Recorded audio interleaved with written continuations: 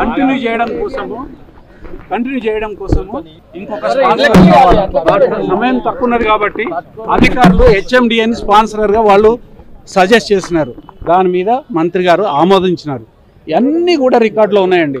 కేటీఆర్ గారు స్వయంగా దీని మీద చెప్పేదానికి ప్రొడ్యూస్ చేసేదానికి ఆయన దగ్గర ఒక పేపర్ కూడా లేదు. అన్ని పేపర్లన్నీ కూడా గవర్నమెంట్ దగ్గరే ఉన్నాయి.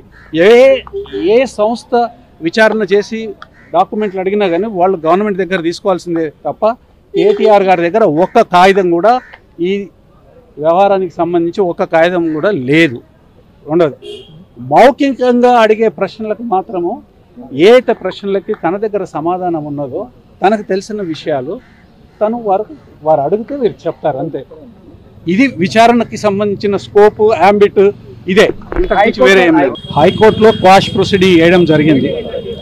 దాన్ని ఇది సమయం కాదు, విచారణ అనేది జరగాలనేది హైకోర్టు వారు చెప్పినారు. దాని మీద సుప్రీంకోర్టుకు వెళ్ళడం జరిగింది. సుప్రీంకోర్టుకు వెళ్ళే ఏ రోజున వేసాము, హైకోర్టు 7వ తారీఖు నాడు జడ్జిమెంట్ ఇస్తే 7వ తారీఖు నాడే సుప్రీంకోర్టులో వేయడం జరిగింది. ఈ లోపల 9వ తారీఖు నాడు విచారణకు పిలిచినారు.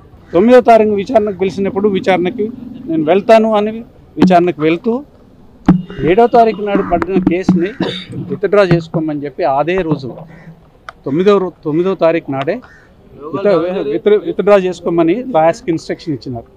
అదే పని సుప్రీంకోర్టులో లాయర్స్ విత్డ్రా చేసినారు కేసు.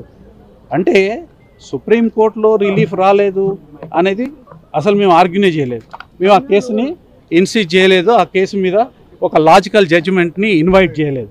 కాబట్టి అక్కడ సుప్రీంకోర్టులో చుక్కెదురైంది అనే మాటలు ఏవైతే ఉన్నాయో అది కరెక్ట్ కాదు. దయచేసి మీరు అది గమనించాల్సిన అవసరం ఉంది.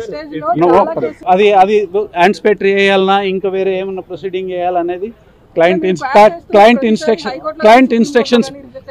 ఇన్స్ట్రక్షన్స్ ప్రకారము లాయర్స్ ఫాలో చేస్తారు, ఓ డెసిషన్ తీసుకుంటారు. దాని మీద యాంటిసిపేటరీ బెయిల్ అనేది ఇప్పుడు ఇష్యూ ఇక్కడ నేను మీతో డిస్కస్ చేయగలిగిన ఇష్యూ కాదు అది. కాబట్టి ఏదైనా సరే ఒక విషయం కేటీఆర్ గారు మొదటి నుంచి చెప్తున్నారు. అది ఏంటంటే నేను తప్పు చేయలేదు, కోర్టుల మీద నాకు నమ్మకం ఉన్నది, న్యాయ వ్యవస్థ మీద నమ్మకం ఉన్నది, వ్యవస్థలన్నిటి మీద నమ్మకం ఉన్నది. అదే వ్యవస్థలలో నేను పనిచేసి వచ్చిన వాడిని. ధర్మము న్యాయం అనేది తప్పనిసరిగా జరుగుతుంది, నేను తప్పు చేయలేదు కాబట్టి అనేది ఒక స్టాండ్ ఉన్నది. ఏదైనా సరే ఏ కోర్టుకు పోయినా కానీ ఒక లీగల్ అవకాశం ఉంటేనే పోతారు ఎవరైనా. ఆ లీగల్ అవకాశాన్ని కూడా అవైల్ చేసుకోకూడదనే ఆలోచన ఏదైనా ఉంటుందో అది తప్పు. అది తప్పనిసరిగా అన్ని లీగల్ ఆప్షన్స్ని, అన్ని లీగల్ అవకాశాలని వీటన్నిటిని కూడా అవైల్ చేసుకుంటారు.